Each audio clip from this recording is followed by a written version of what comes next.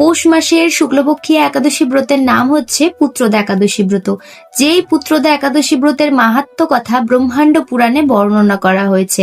আর এই ব্রত মাহাত্ম্য কথা শ্রবণ কীর্তন করা মাত্রই আমাদের অগ্নিষ্টম যজ্ঞের ফল প্রাপ্ত হওয়া যায়।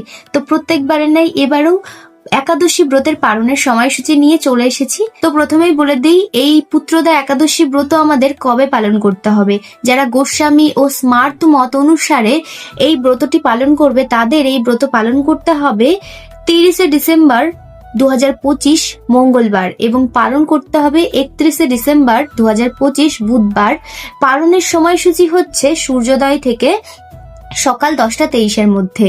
এবার যারা ইসকন মত অনুসারে এই ব্রতটি পালন করবে তাদের পালন করতে হবে ব্রতটি 31শে ডিসেম্বর বুধবার এবং পালন করতে হবে 1 জানুয়ারি বৃহস্পতিবার। ইসকন মত অনুযায়ী 1 জানুয়ারি 2026 সাল পশ্চিমবঙ্গের পালনের সময়সূচি হচ্ছে সকাল 6টা 17 থেকে সকাল 9টা 52-র মধ্যে পালন করতে হবে। আর বাংলাদেশের পালনের সময়সূচি হচ্ছে সকাল 6টা 41 থেকে সকাল 10টা 15-র মধ্যে অবশ্যই পালন করে নিতে হবে। তো এই পুত্রদা একাদশী ব্রত কথা সম্বন্ধে আপনাদের যদি কোনো সংশয় থেকে থাকে অবশ্যই আমাকে কমেন্ট করে জানাবেন, আমি যথাযথ উত্তর দেওয়ার চেষ্টা করব। হরি বল, হরে কৃষ্ণ।